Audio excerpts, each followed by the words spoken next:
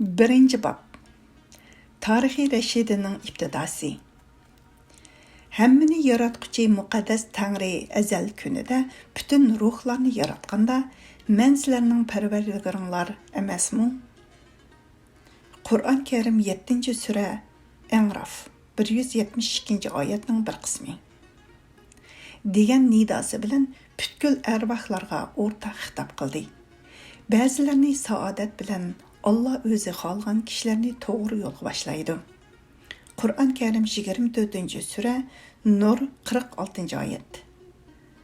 degan baxtiyorlik sharifiga erishtirib, Qur'on Karim 7-sura A'raf 172-oyatning bir qismi deb to'g'ri javob berishga muvaffaq qildi. Ba'zilarni xorliq bilan Allah ularning dillarini va quloqlarini pechatlab etgan. İmanning nuri va uni kirmaydi. Ularning ko'zlari pardalangan, haqiqatni ko'rmaydi. Qur'on Karim 2-sura Baqar 7-oyatning bir qismi. degan dog'u hasratlik tamg'ini ularning peshonasiga bosdi. Ular gastur, yaxshilikni anglamaydi. G'achchidir, yaxshi ishni so'zlay olmaydi. Qur'on Karim 2-sura Baqara 18-171-oyatlar. degan oyatning muhrini ularning tillariga bosdi. Tangri taoloning shuncha komil hikmati oldida oldingi qavmga u tavfiq, hidoyat va keyingi guruhga bu guruhliq falokatlar aql doirasidan tashqaridir. Tangrining hikmati haqida ortiqcha fikrlarni qilish ma'ni qilingan. Banda bo'lsa rozilik va taslim bo'lishga buyurilgan. Bu jihatdan iymon garchi dil bilan tasdiqlab, til bilan iqror qilish demakdir. Ammo haqiqatda iymon g'aybga ishonish demakdir. Bu davlatga aql yo'li bilan yo'l topmoq mumkin emas. Nazm. Anga aql irur jumlasi pech-pech. Xudodan bo'lak yo'q jahon ichra hech. Hidoyat azalidir, inoyat abidiydir. Hidoyat g'aybiga iymon keltirmakdan iboratdir. Uning muhabbati hech bir kashfiyat egisi to'sib qololmaydigan maktubdir. Hazrati Ali Tangri uningdan rozi bo'lg'ay. Din ma'rifat tonimoq degan nima deb so'ralganda, u zot javob berib, men Xudovanda olamni Xudovanda olam bilan tonidim. Xudovanda olamdan boshqalarni Xudovanda olamning nuri bilan tonidim degan ekan. Qisqasi Tangri taolo tanni yaratdi, uning tirikchiligi, hayotligini tuproqqa havola qildi. Ko'ngilni yaratdi, uning hayotligini o'ziga havola qildi. Demak, aqlda tanni hayot qilmoq qudrati yo'qdir. Undaqda qandoqmi ko'ngilni hayot qila olsin? Shunga Xudoy taolo bu haqda aslida o'lik bo'lib, biz uning qalbini iymon bilan tirildirgan. Qur'on Karim 6-sura An'am 122-oyatning bosh qismi deb aytgan. Tangri dilning hayotligini o'ziga vahola qilibdi va biz uningga kishilar orasida hidoyat tepishga nur bergan debdi. Qur'on Karim 6-sura An'am 122-oyatning bosh qismi. Yaratquchi buyuk Tangri musulmonlarning dilining ro'shanligi bo'lgan nur mendirman debdi. Tangri yana ularni ko'zga ilmay qolmagan, biz ko'nglini zikrimizdan g'aflatda qoldirgan odamga agashmagan. Qur'on Karim 18-sura Kaffif 28-oyatning bir qismi debdi. Ko'ngilning urani, doirasi, sharhi va uning xotimasi faqat Tangri bilandir. Uni bilmakka Tangridan boshqa rahnoma yo'qdir.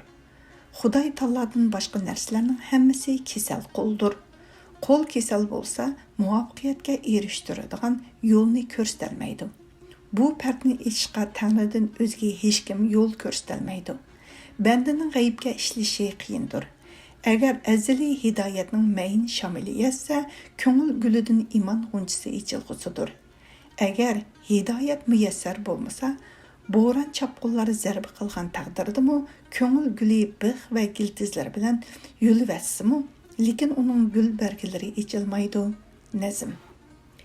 Perişan qilur gulni badi sahar, o'tinni yorolmaslar illa tabar. Xuddi Piri Hirat Tangri uning sirlarini muqaddas qilg'ay. Aytganida Kabadan Abu Jahilmi chiqidi, butxonadan Ibrohimmi chiqidi. Demak, ish Tangrining inoyatiga bog'liq.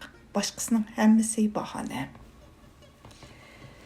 Bu muqaddimalardan maqsad Tuğluq Temirxonning islomga musharraf bo'lmoqlarining sababini bayon qilmoqdan iboratdir. Sabab shu ediki, Tangri Shayx Jamoliddinni uning oldiga keltirdi. Tuğluq Temirxon itlariga to'ng'iz go'shi yegizib turadi. Xon Shayxdan so'rdi: "Sen yaxshiroqmi yoki it yaxshiroqmi?" Shayx: "Agar iymon mening bilan bo'lsa, men yaxshi. Agar menda iymon bo'lmasa, mendan it yaxshidir" deb javob berdi. Xonga bu so'z qattiq ta'sir qildi va islomning muhabbati uning ko'nglida qaror topdi. Bu haqdagi qissa Tangri taolo xolisa keyinroq tafsiliy sharhlab ko'rsay. Tuğluq Temirxon Esenbug'a. Esenbug'a ba'zi tarixiy kitoblarda Asanbug'a, Esenbug'a, Yasanbug'a deyilgan muharrirdan. Xonning o'g'lidir. Esenbug'a xonning nasibi mundaq. U Davochi xonning o'g'li. Davochi xon Barak xonning o'g'li. Barak xon Qarasubu. Qarasubu Xanzucha nashrida Qari Isun deyilgan muharrirdan. Xonning o'g'li. Qarasubu xon Mamqan xonning o'g'li. Mamqan xon Chag'atay xonning o'g'li. Chag'atay xon Chingiz xonning o'g'li. Chingiz xon Yusukay. Yusukay Mo'ng'ullarning maxfiy tarixida Yasugui, Asugui deyilgan muharrirdan. Xonning o'g'li Yusukuyning butxonining o'g'li. Bartaxonning o'g'li. Bartaxon Qabulxonning. Qabulxon Qabulxon deyilgan muharrirdan o'g'li. Qabulxon Tümine Mo'ng'ullarning maxfiy tarixi va boshqa tarixiy kitoblarda Tümbinay deyilgan muharrirdan. Xonning o'g'li. Tümenxon Baysunqurxonning o'g'li. Baysunqurxon Qayduxonning o'g'li. Qaydurxon Dümenninxonning o'g'li. Dümenninxon Buqaxonning o'g'li. Buqaxon Buzanjirxonning o'g'li. Buzanjirxon Alatqu. Mo'ng'ullarning maxfiy tarixi va boshqa tarixiy kitoblarda Alangua deyilgan muharrirdan. Ko'rguluk Xanzucha nashrida Ko'rluk deyilgan muharrirdan ning o'g'li.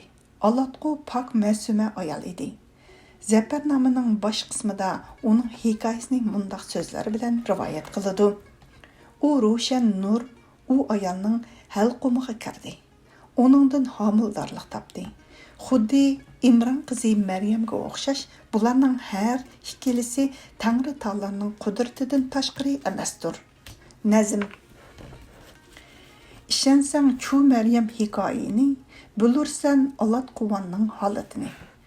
Bu kitobda maqsad Buzanjir xonning onasidan otasiz tug'ilgan hikoyasini bayon qilish emas, lekin uning onasi Alanqu Ko'rkulukning nasabi butkul tarixlarda aniq sharhlangan bo'lib, Nuh alayhissalomning o'g'li Yafasga yetadi. Alatquning ajdodining har birlarining ahvoli bilan tafsilotlari hamma tarixlarda zikr qilingan. Shunga gapni uzatishdan ehtiyot qilib, bu yerda zikr qilinmadi. Bu kitobdagi maqsad shuki, Mo'g'ulning musulmon bo'lgandan keyingi voqealari zikr qiling'usidir. Bu maqsad muddao kitobimizning beshidimi zikr qilinib o'tdi. Ikkinchi bob. Tuğluq Temirxonning dastlabki ahvolining bayoni. Maxfiy qolmag'ayki, Piqir Mo'g'ulning ulug' va bilurman kishilaridan mundaq anglagan edim. Otam va tag'am Tangri taolo ularga beyish beg'idan o'rin bergay. Ularmu mundaq rivoyat qiladi. Tuğluq Temirxonning otasi Esenbug'a xonning 2 harimi, xotini bor edi. Cho'ngining ismi Satılmış xotun, yana birining ismi bo'lsa Manglik xotun edi. İhsan Buğaxanның hech farzandi yo'q edi.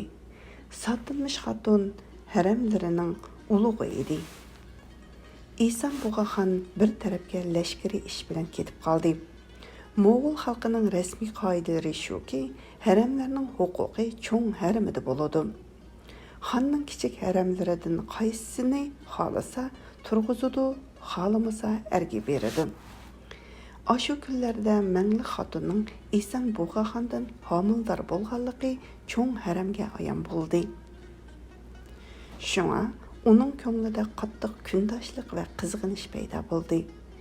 Мәңлі xatuni İhsan Buğaxanning ulug' amirlaridan Shiravul Duxtaviy Xanzuchi nashrida Shiravul Duxtay deyilgan muharrirdan nomli kishiga xotinlikqa berib, uni bir yoqqa mangdirib etdi. İhsan Buğaxan lashkari ishlardan yenib kelib, Мәңлі xatuni so'radi. Satılmış xatun uni bir kishiga buyurib, "Ba'dim" dedi. "Xon, bu ish yaxshi bo'lmabdi, chunki u mendan homildor edi" dedi. Lekin buningdan ortiq hech nima deyilmadi, chunki ularning rasm qoidalari shunday edi. Ammo xon bu ishga intayin og'rindi va ranjidi. Uzun o'tmay olamdan o'tdi. Moğol ulusi ichida xon qolmadi. Shu sababdan Moğol xalqiga vayronchilik yuzlandi. Faqir Muhammad Haydarning buvam Amir Bulaji Do'g'lat bir xon paydo qilib, mamlakatning qonun tartiblarini turg'izishni ko'ngliga pukdi.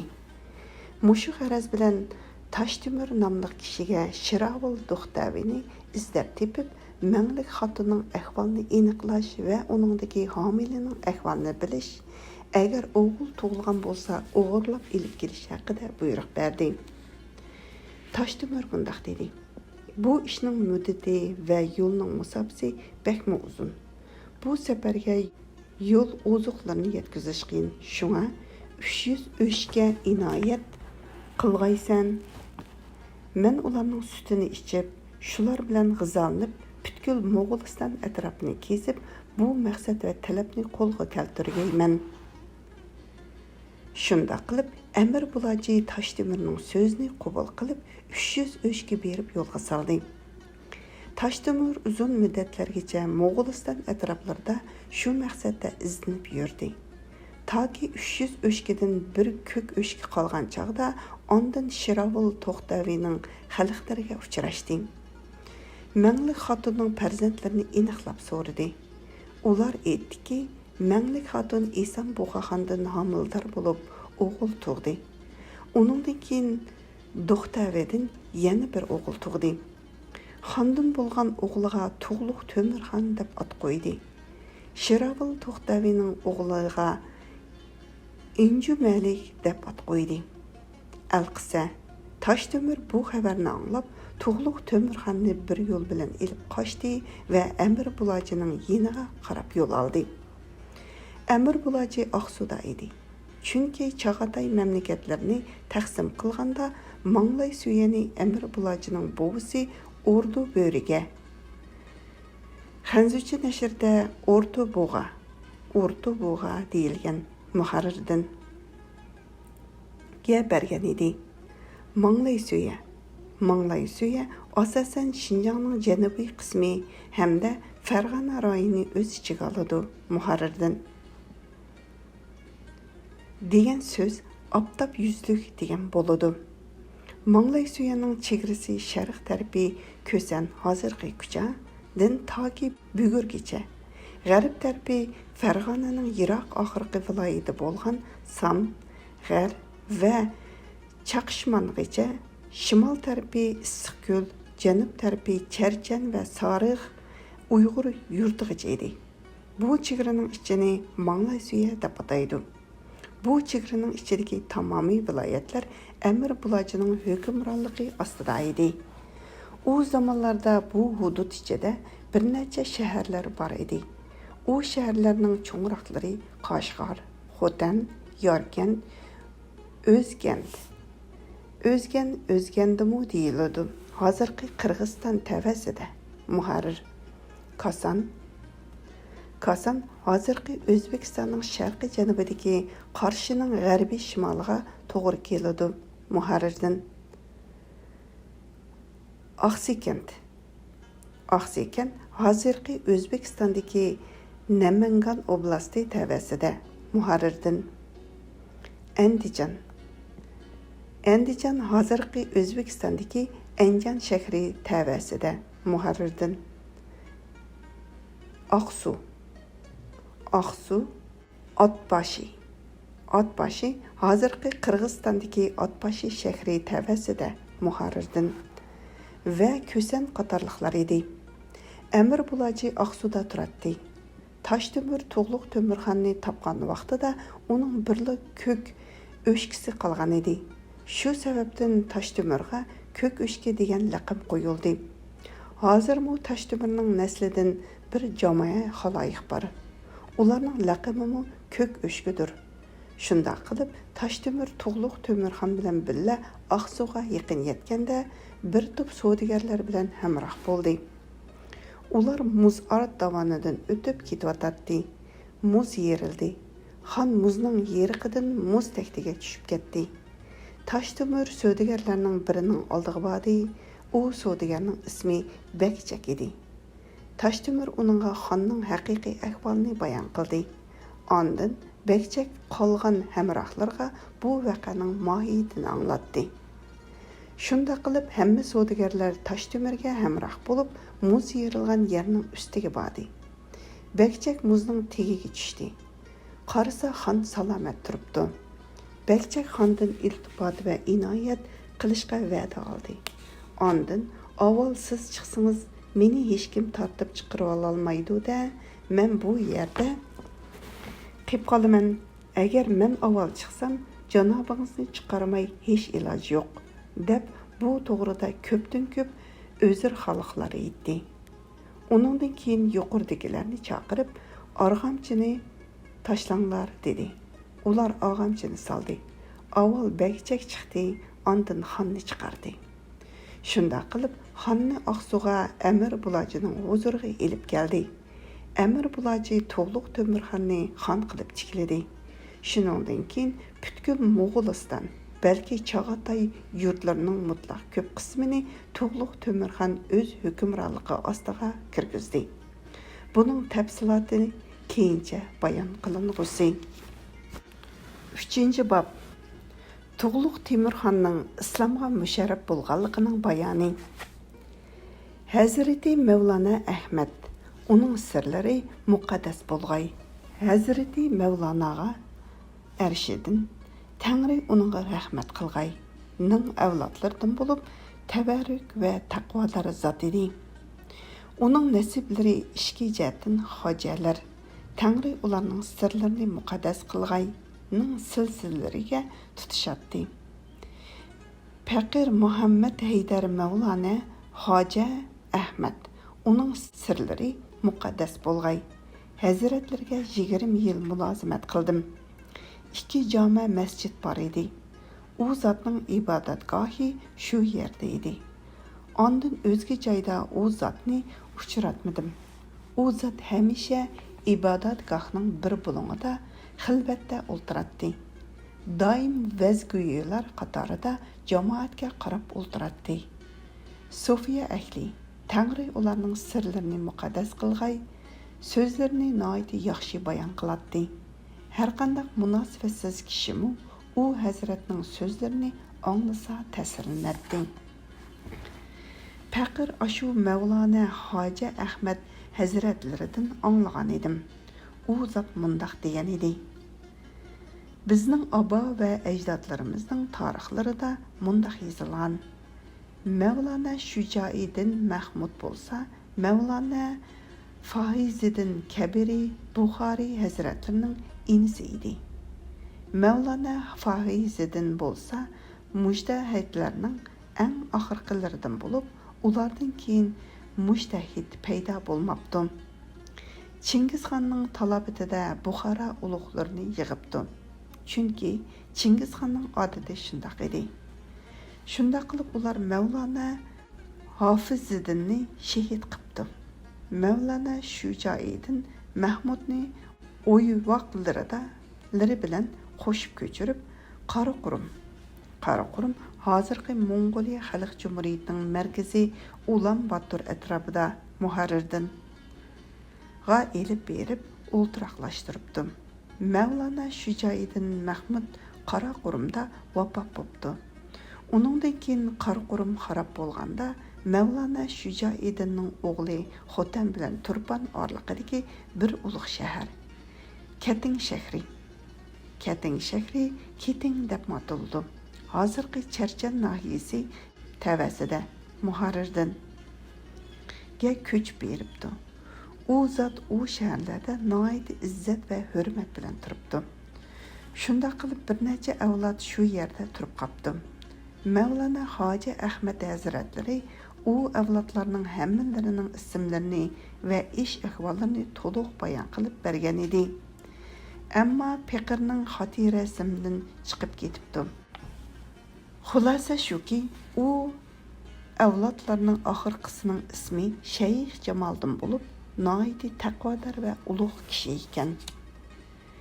Keting shahrida turayotgan ekan. U zot bir juma kuni jumadan yana vaz aytibdi. Xaloyiqqa xitob qilib, "Ey Xudoning bandalari, ilgari sizlarga nechit navbat vaz nasihat qilgan edim. Hech biringlar nasihatimga unamadinglar. Mana endi menga shundoq ma'lum bo'ldiki, Xudovandi olam bu shaharga cho'ng balo qazo avatidi. Menga bu yerdan qochib ketish haqida farmon va izni bo'ldi. Tangri Taoloning rahmati bilan bu balodan qochib xalos bo'larman. Ogoh bo'lgaysizlarki, bu mening eng oxirgi qitim vaz etishimdir. Endi sizlardan ruxsat tilayman va sizlar bilan xo'shlashman. Buningdan keyin didorlashish qiyomatga boqiy qolg'usidir", dedi. Shayx shuningdan keyin munbardan tushdi. Masjidning muazzinimu Hazrati Shayx bilan hamroh bo'lib qichish niyatida masjiddan birga chiqdi. Chunki muazzin Shayxning so'zlariga to'liq ishnatdi. Shunga iltimos qilib, "Piqirmu xizmatlarda bo'lsam", dedi. Shayxmu qabul qildi. Ular shahardan birga chiqib, 3 farsang yiroqdagi bir yerga berib tushdi. Biroq muazzinning shaharda ozroq zarur ishi bor edi. U zaruriyatni ado qilish uchun ruxsat tiladi. Shayxmu izni berdi. Muazzin shaharga kirdi. U ishni o'rindab yenib chiqib etib, yo'lda heriqi masjid oldiga kelib qoldi. Muazzin ko'nglida xo'shlashish sifatida eng oxirgi qitim xubtanga bir azon o'qib etay deb o'ylab masjidning munoriga chiqdi. Namoz xubtanga azon o'qib etib ko'rdiki, osmondan qorga o'xshash bir narsa yog'moqda, ammo uningda nam yo'q. Azonni tamom qilib va bir oz turib, "As-salat" dedi. Uningdan keyin tushib qarasa, munarning ishiga etilib qopdi. Chiqishga yo'l topolmay yana munarning ustiga chiqdi. U o'ylab yetdiki, qum yig'ib etibdi. Shu tariqada shaharni qum besib ketibdi. Bir soat o'tgan edi, ko'ziga yer yaqin ko'rindi. U jazmlashtirdiki, munar to'pisidan yer yuzining oraliqi bir odam bo'yi qapti. Muazzin munardan o'zini asta yerga tashladi. Qo'rqib titirgan holda yugurib, tun yerimlashgan vaqtda Shayxning oldiga qaytib keldi va yuz bergan voqeani Shayxga so'zlab berdi. Shayx, Tangri Taoloning g'azabidan yiroq bo'lgan yaxshi deb shu hamon yo'lga ravon bo'ldi-da, tezlik bilan yurib ketdi. Hozirmi u shahar qumning ostida bor. Ba'zi vaqtlarda shamol qumni uchirib ketsa, munarning yoki gumbazlarning uchi ko'rinib qoladi. Ko'plagan uy va o'yinlarmi ichilib qoladi. Ko'pincha uylarning ichiga kirsa, hamma uy asboblari va uy egisining ustixonlari qurib churib yotganligini ko'rishga bo'ladi. U yerdagi ko'plagan jonsiz narsalar helimi nuqsonsiz turibdi. Demak, shuncha ulug' Keting shahri qumning tegida qapti. Shayx mazin bilan necha kun yo'l yurib, Oqsuv chegarasidagi Oygul degan joyga yetib keldi. Shu kunlarda Tug'luq Temurxon Oqsuvda ekan. Taşdemir elib qaçqan vaqtida xon 16 yoshda ekan edik. Shayx bilan ko'rishgan kunlarda bo'lsa 18 yoshga kirgan ekan. Xonning shayx bilan uchrashishi vaqasi mundaq bo'lgan edi. Tuğluq Temirxon shikarga chiqmoqchi bo'ldi. Bu haqda oldin yorliq tushirib, hech kim bu shikarga xiloflik qilmasin. Har qanday ishi bo'lsa qo'yib turib shikarga chiqsin degan edi. Tavchilar qarasa bir muncha xaloyiq shikarga qo'shilmay, uy voqi bilan bir joyda o'ltiribdi. Ular shayx boshlasak, hammalarining tutib haydab xonning oldiga elib keldi-da, bular shikarga hozirlanmay, yorliqqa xiloflik qilibdi. Shuning uchun tutib keldik. Qanday jazo berishga yorliq berilsa, ijro qilg'aymiz deb arz qilishdi. Xon u jamoatdan nima uchun yorliqni asli tutmay uningga xiloflik qildinglar deb so'radi. Shayx javob berib, biz vayron bo'lgan Kating shahridan yengli kelgan musofir kishilarimiz. Shunga shikardan va yorliqdan xabarimiz yo'q ekan. Agar bu ishdan xabar topgan bo'lsa edik, yorliqqa asl xiloflik qilmas edik dedi. Xon ochiqlanib, tojik xalqi odam emas dedi va shu holatda ishlarga to'ng'iz go'shi beryotdi. Shu ochiqida yana shayxdan sen yaxshimi yo bu ishtmi deb so'radi. Shayx aytdiki, agar iymon mening bilan hamroh bo'lgan bo'lsa, men yaxshiman. Agar iymon mening bilan hamroh bo'lmasa, it yaxshiroqdir. Bu so'zni anglagan hamon shoh darhol o'rniga qaytdi va bir kishiga buyruq berib, sen bu tojikni izzat bilan otga mindirib, mening qishimga ilib kelgin dedi. U mo'g'ul otni shayxning oldiga ilib keldi. Shayx qarsa otning egri butunlay to'ng'izning qonlari bilan bulg'anibdi. Shunga shayx, men piyoda boraman dedi. Moğul naiti dabdaba bilan siyosat qilib, xonning yorliqi shundaqdir ki, otqa mingaysan dedi. Shayx ilojisiz lungilarni egarning ustiga yepib, ondan mindi. Saroyga kelib ko'rdiki, xon bir xilbat hujrada tanha o'ltiribdi. Uning chiroyida g'am, andisha alomatlari ko'rinib turibdi. Shayx xonning yeniga kelib bordi. Xon shayxdan, agar u kishiga hamroh bo'lsa, ishdan yaxshi bo'ladigan, hamroh bo'lmasa, ishdan betar bo'ladigan qanday narsa u deb so'radi.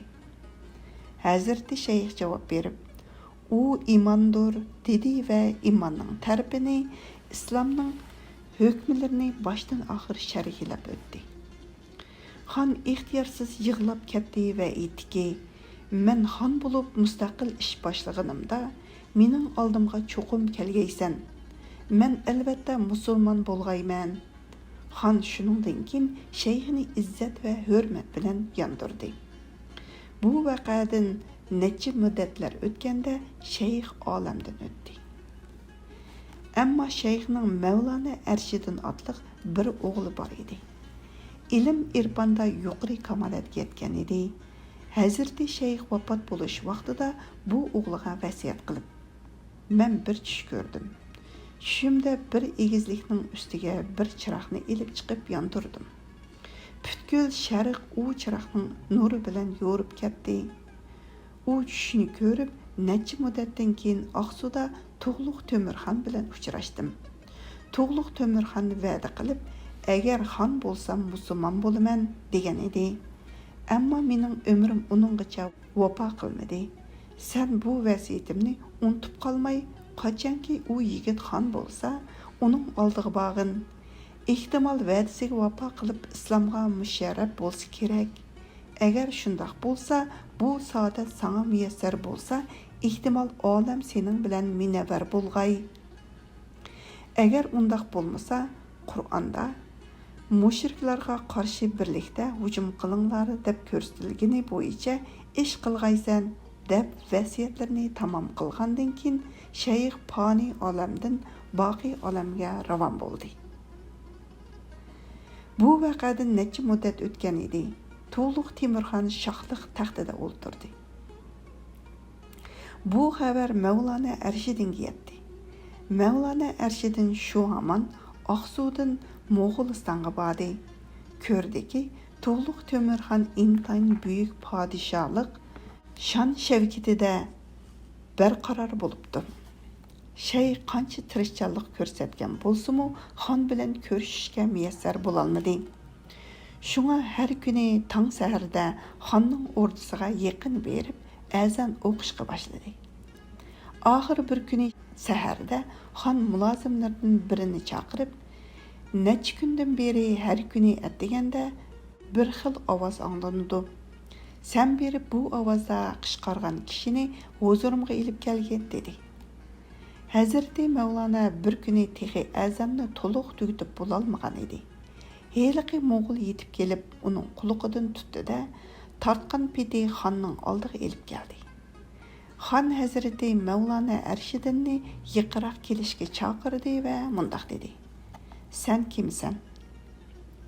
Her saharda rahat parag'atda uxlayotgan vaqtimda qattiq ovozda vaqirab, meni uyqu rohatidan mahrum qilasan. Mevlana Ershidin: "Men siz paloni vaqtida uningga musulmonlik doirasiga kirish haqida va'da bergan kishining o'g'li bo'laman" deb otasidan anglagan hikoyatni boshdan oxirigacha bayon qildi. Xon: "Xush kelibsiz. Otingiz qayerda?" deb so'radi. Mevlana: "Otam vafot bo'ldi. Menga bu ishlarni vasiyat qildi" dedi. Xon aytdiki, "Men xonlik taxtida o'ltirgandan beri hamisha men va'da bergan kishi ajab kelmadi-ku deb o'ylab yuratdim. Mana sizning kelganingiz nihoyat obdan bo'ldi. Menga ta'lim bering. Musulmonchilik yo'llari qandoq bo'ladi?" Hazrati Mevlana bildiki, hidoyat quyoshi bu saharda inoyat sharqidan tug'ilib, kuparlik to'nining qorong'uliqi yo'qolg'usidir. Hazreti Mevlana xonga g'usl qilish yo'llarini o'rgatdi. G'uslidan forig' bo'lgandan keyin iymonni bayon qilishga boshladi. Bu saodatmand xon hayolsiz va tahirsiz chin dilidan iymon etib musulmon bo'ldi. Uningdan keyin iymon islomni oshkora qilish xususida maslahatlashdi. Oxir maslahat shuningga qaror topdiki, amirlarni birdan chaqirib iymonga da'vat qiling'ay. Agar qabul qilsa, ish o'ngga tarqini, rad qilg'uvchilar chiqsa, oyat hukmi bilan qatl qiling'ay. Bu maslahatga qaror topgandan keyin kunduz bo'ldi. Peqir Muhammad Haydarning buvam amiri To'lak bo'lsa, shu chaqlarda Do'g'lat mansibida o'ltirayotgan edi. Xon amir To'lakni yolg'iz chaqirdi. Amir To'lak xonning huzuriga kirib qarasa, xon bir tojik bilan yon-yon o'ltiribdi. Amir To'lak kirgandan keyin xon so'z boshlab uni islomga da'vat qildi. Amir To'lak yig'lab turib, 3 yil bo'ldi, Peqir Qashqarlik taqvodorlarning oldida musulmon bo'lgan edim, ammo sizdan qo'rqib hozirgacha oshkora qilmagan edim. Odam farzandiga buningdanmi ortiq baxt saodat yo'qdir deb arz qildi. Xon bu so'zni anglab shodlanganidan yugurib qopib, Amir To'lakni quchoqlab ko'rishdi. Ular 3 bo'ldi. Shu tariqada amirlarni birdan chaqirib iymonga da'vat qiladi. Amirlarni to'xtovsiz qabul qiladi. Toki navbat Chorus amirlariga yetdi. Ular islomga kirish masalasida ikkilanib to'xtab qoldi va bu shartni orqa soldi. Sanquy Buqa otliq bir kishi bor. Agar bu tojik shu kishi bilan chelishib, uni yiqsa, iymon keltiramiz deyishdi. Amirlar ularga sizlar nima undaq o'rinsiz shartlarni orqa soldingizlar dedi. Hazreti Mevlana aytdiki, bu shartmi bo'ladi? Bular har nimani desa o'rinliq, men u kishi bilan chelishay. Agar men uni yiqita olsam, sizlarni iymonga taklif qilay. Bu ishda ixtiyor sizlarda bo'lsin. Xon Hazreti Mevlanaga: "Men u kishini bilaman. U shundoq kofirki, odam naslidan emasdir. 2 yoshlik to'gini ko'taralaydi" dedi.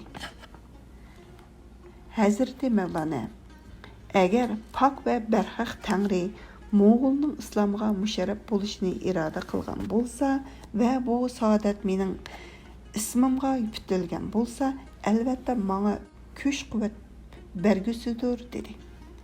Ammo xon boshliq musulmonlar bu ishga rozi emas edi. Shundaqdimi har holda cho'ng sorun tuzildi.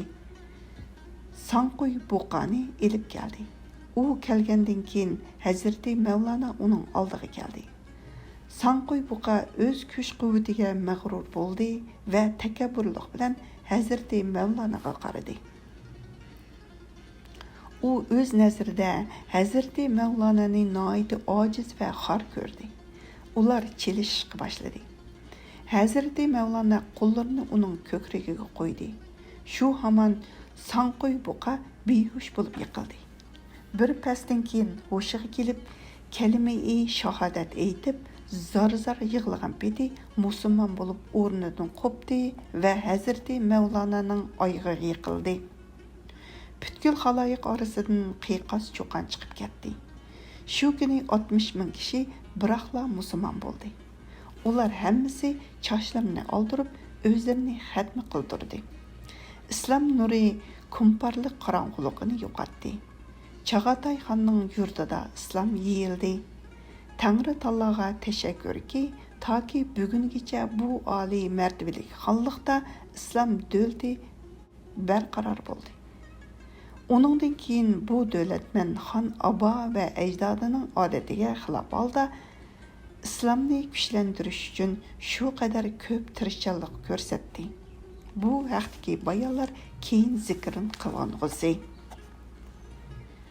Mevlana Hoji Ahmad Ahli saloh va taqvodor zot edi. Faqir bu hikoyatni shu zotdan anglagan edim.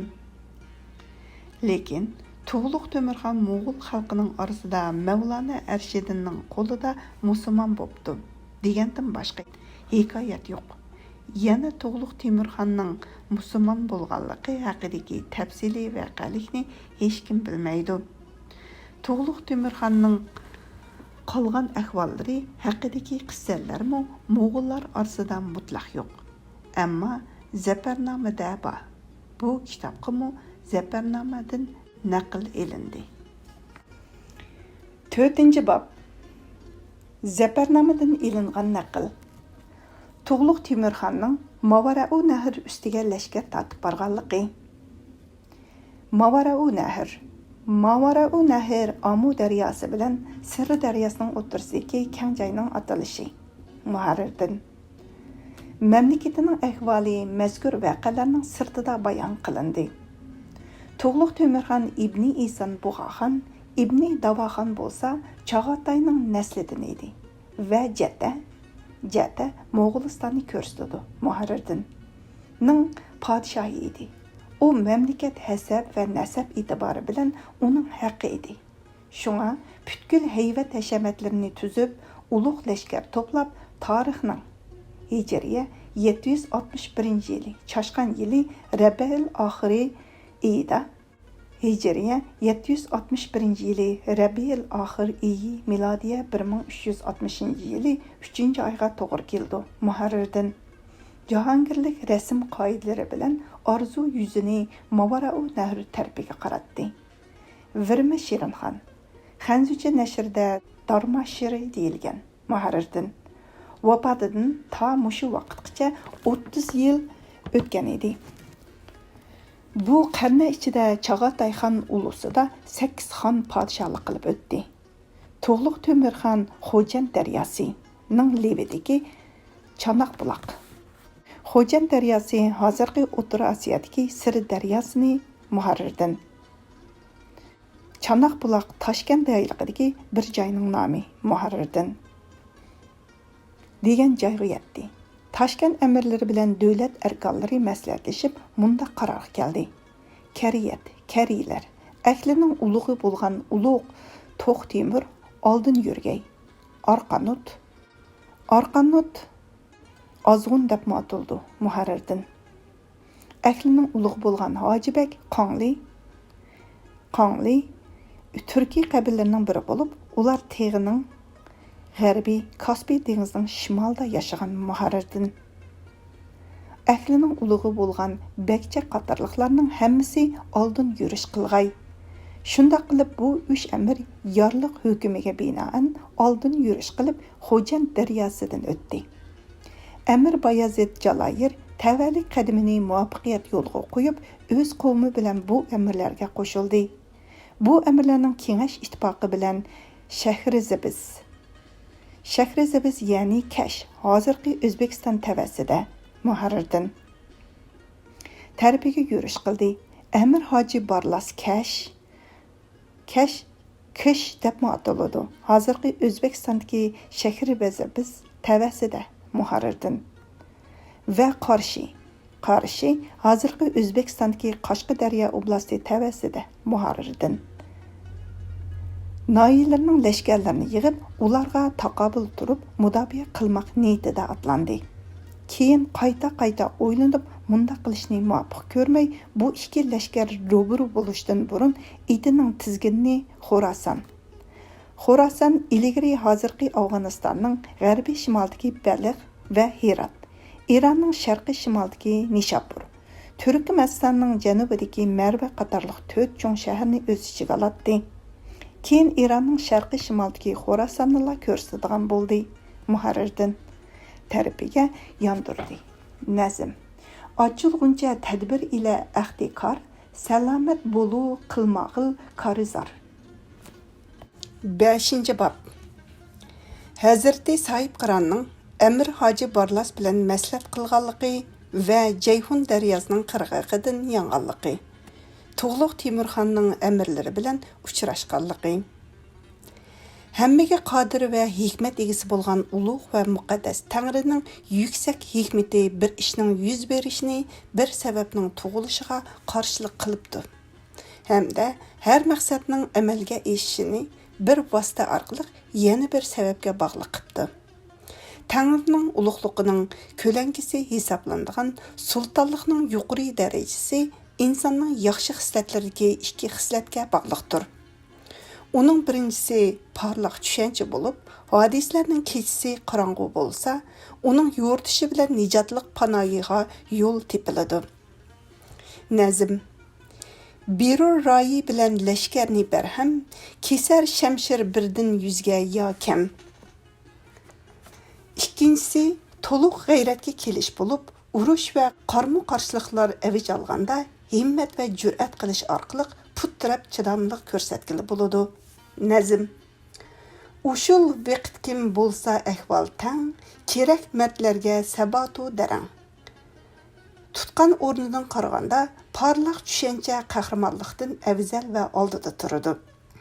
Foydali tadbirning foydasi qilishning keltiradigan foydasidan ko'p va to'liq bo'ladi. Tig garchi uning tilining kaskin bo'lishida bir alaylikka ega bo'lsa-mu, lekin Fatih Nusrat mo'jizalarini tushunchaning yo'l yo'riqidan o'rganadi. Nayza garchi urush maydonida xuddi chiroqdek paqirab tursa-mu, uning g'alaba nuri to'g'ri tushunchaning yo'ritishi orqali chechiladi. Qilishning hukmi garchi kesish bo'lsa-mu, lekin u to'g'ri tushunchaga uyg'un bo'lganda, ondan dushmanning bo'yni u hukmni qabul qiladi. O'qning xabari agar tadbir bilan aytilgan bo'lsa, dushmanning ko'ngliga o'rilishidi. Iqbal ko'zining ro'shanligi urush maydonining to'pi changlaridan ustundir. Urush maydonining qorong'uligida parlaq tushunchaning nuri yo'l ko'rsatadi. Nazm. Ishkim oni lashkari behisob, qilolmas qilur ling royi savob. Buning bir dalili shuki, Amir Hoji Barlas jadda lashkarlarining kelib-atqanligidan qo'rqib, qadimiy yurtini tashlab Xorasonga qarab mangdi va cho'ldan o'tib Jayhun daryosi hozirgi Amu daryosining burunqi nomi Muharrirdinning qirg'og'iga yetdi. Nazm. Jahondar jam qilur gardun shukuh, qiyomat nabihu sitari guruh. Falak qadir Timur darya naval, ki bo'lg'ay ona rahmati zuljal. Hazreti Sahib Qiran agar buningdan ortiq sabr taqat qilsa, vatan biroqla ostun ustun bo'lib ketadiganligini va ota miros bo'lgan zaminning bir cho'lga aylanib ketadiganligini aniq bildi. Chunki shu yili otasi Amir Turag'ay Haq Taoloning rahmatiga ulashgan edi. Nazm. Ota g'ayibu g'am gurizon edi. Aduvvet viloyat farishon edi. Muxolif musallat ulusda xatar, ochiban uqobi balo balu par. Bu chaqda Hazrati Sahib Qiranning muborak yeshi texi 25dan oshmagan edi. Nurli qalbining ayniki texi hayotlik tajribalari orqali julalanmagan edi. Shundaq bo'lsa-mu uning mushkullarni oson qilg'uchi pamparasidi, Tangrining yoruyilak bo'lish nurining tushish nuqtasi va cheksiz inoyat sirlarining keldig'ini o'rni edi. Mushkulliklarni bir taraf qilish tushunchasi bilan u qo'rqinchli voqeani hal qilishga mashg'ul bo'ldi va odati bo'yicha ishda ular bilan kengashgan. Qur'on Karim 3-sura Al Imron 159-oyat degan oyatga amal qilishni lozim tutib, maslahat yo'li bilan Amir Hoji Barlasning ko'ngil sahifasiga mamlakat agar hokimsiz qolsa, albatta u mamlakatning vaziyatida zo'r ziyonlar yuz berganligi, u mamlakatda yashayotgan xalqning dushmanlarining zulmi va ziyondoshligi tufaylidan butunlay vayron bo'lganligini ayon qildi. Nazm. Mulki besar chun tani bejon erur, boshi yo'q tan holi ko'p vayron erur. Hamda siz Xorasonga barsangiz, viloyatning xarob bo'lmasligi, Xudoy taoloning topshirgan omonati bo'lgan xalqning qiyinchilik va vahima ichida qolmasligi uchun mening kash tarafiga qaytishim, u yerda xaloyiqni xotirjam qilib, ondan xonning xizmatiga berishim va amirlar, davlat arboblari bilan ko'rishish to'g'ri ko'rinadi dedi. Amir Hoji Barlasmu Tangri ilhomining natijasi bo'lgan bu fikrlarning saodatlik puruqi dimig'iga yetish bilan bu fikrlarni olqishladi va qabul qildi. Shuning bilan Hazrati Sahib Qiran davlat tizginini viloyat tarafiga burab yo'liga ravon bo'ldi. Xo'zar degan yerga yetish bilan to'p-to'p jadda lashkarlarini boshlab oldirab kelayotgan Hoji Mahmud Shoh Yasuriyni ko'rdi. Bular bu viloyatlarni bulang-talang qilish tamasida tishlarini belab, to'ymaydigan orzu qoplarni u viloyatlarning mollari bilan to'ldirish uchun tayyorlangan edi. Hazrati Sahib Qiran kundan kunga eshayotgan baxt saodatining yordami bilan ularni to'xtatdi va mundaq dedi. Sizlar bir oz to'xtab turinglar. Men berib amirlar bilan ko'rishay. Ularning qo'shilishi bilan ish qilib sizlarga yaxshi hadiyalar taqdim qilinadi dedi.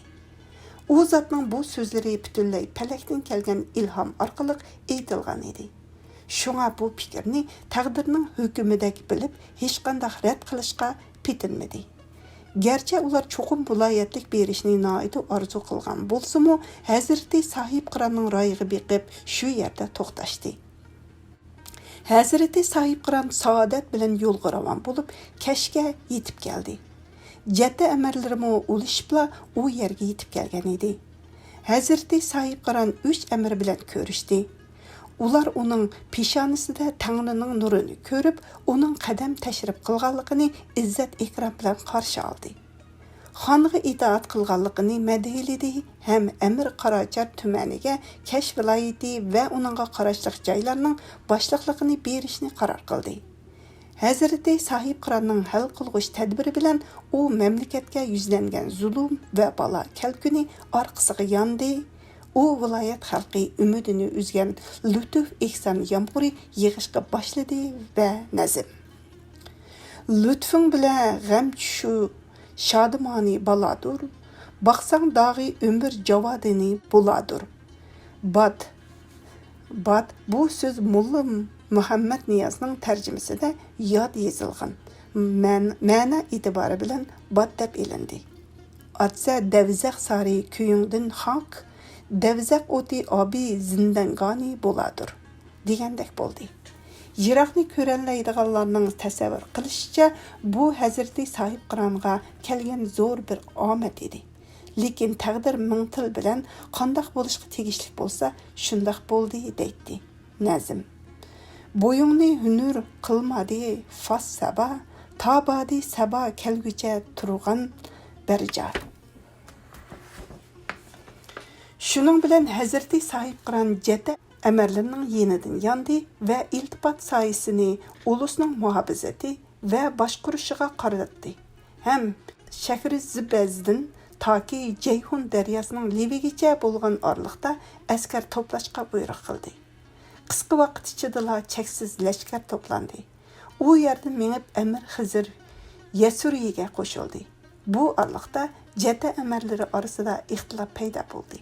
Ondan Hazreti Sahib Qiron o'zining butun lashkarlari bilan u yerdan ko'chib Tug'luq Temirxonning qo'shiniga qo'shildi. Amir Bayazid Jalayir o'z tavallikidagilar bilan Hazreti Sahib Qiron va Amir Xizr Yasuriga qo'shildi.